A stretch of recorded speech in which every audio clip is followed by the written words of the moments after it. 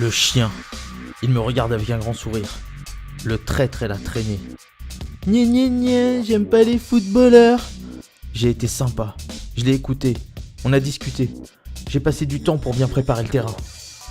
Il a fait quoi, lui?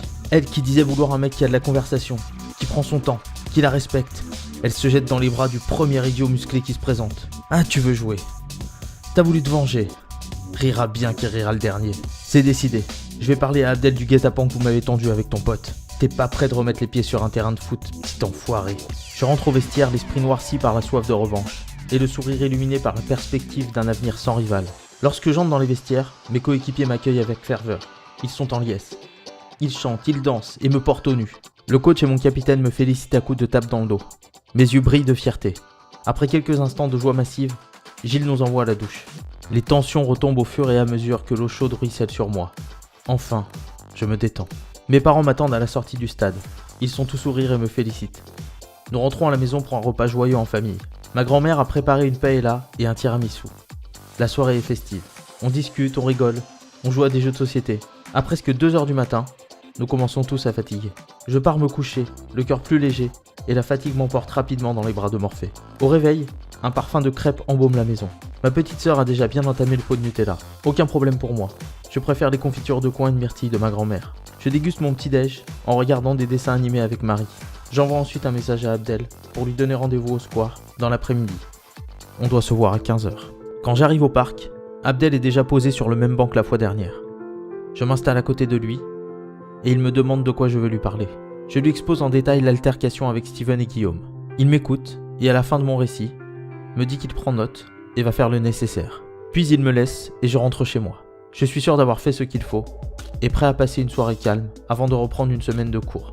Le lundi matin, je retrouve Manon au lycée et fais comme si de rien n'était. Elle me félicite pour mon match et mon magnifique but.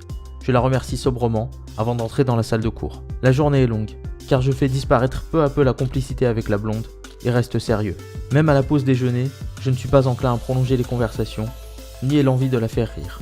Quand Manon me demande si je vais bien, je lui réponds que oui. Quand elle me demande s'il y a un problème, je lui réponds que non. Je lui dis juste que je suis fatigué. J'esquive les explications et les prises de tête. Juste avant l'entraînement du soir, Abdel m'informe que je suis convoqué dans le bureau du coach le lendemain midi. Ça sent la fin de carrière pour certains. Mardi, 13h, j'entre dans le bureau de Gilles. Abdel, Steven et Guillaume sont déjà présents. Chacun explique sa version des faits, et mes deux agresseurs font profil bas.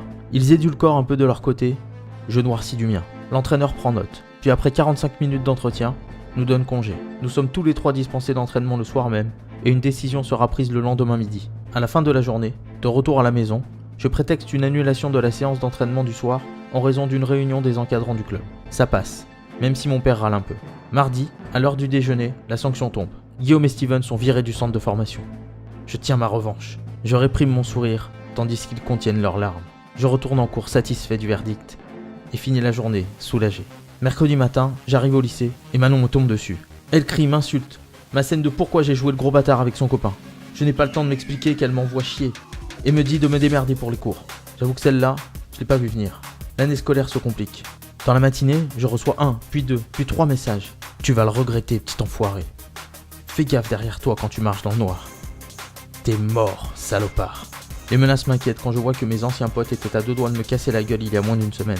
Les 3 derniers jours de cours, je suis méfiant. J'évite de croiser les regards intimidants de Steven et Guillaume et le regard furieux de Manon. Je suis du voyage pour le 2e match de la saison. On se déplace à Paris. Nous nous apprêtons à jouer le plus gros morceau de notre poule. Dans le bus, je m'isole. J'écoute ma musique. Le coach m'a pris dans le groupe, mais pense que les tumultes des derniers jours peuvent nuire à mon rendement. Je ne serai donc pas sur la feuille de match. Je comprends, mais me sens au fond du gouffre. Heureusement, j'ai le soutien d'Abdel. Le reste de l'équipe garde ses distances, de peur que je sois une source de problème. J'ai dénoncé mes coéquipiers, et ce n'est pas bien vu dans le vestiaire. Après un trajet solitaire de 2h30, j'arrive au stade Georges Lefebvre, de Saint-Germain-en-Laye. L'équipe file dans les vestiaires, tandis que je vais faire un tour sur le terrain. Je tourne en rond, m'installe sur le banc, attendant la causerie. J'erre sans but le long de la ligne de touche. Les Parisiens sortent en premier pour l'échauffement. L'un d'eux se dirige vers moi. C'est Romain, un pote de club quand j'avais 14 ans. Il avait été repéré par le PSG et est parti y jouer à 15 ans. On se salue en échangeant rapidement quelques banalités et je lui souhaite un bon match. Je lui dis que je ne peux pas jouer à cause d'une légère contracture au mollet. Je regarde ensuite les 2 équipes se préparer depuis le banc. J'assiste ensuite à la causerie avec les autres. une bonne dose de motivation et c'est parti pour le match. Pendant toute la rencontre, Marvin reste à côté de moi et me demande mon avis sur les différentes actions. On échange sur la tactique, le choix des joueurs, les phases de jeu. C'est intéressant et agréable. Malgré toutes nos bonnes intentions, nous perdons 3-0.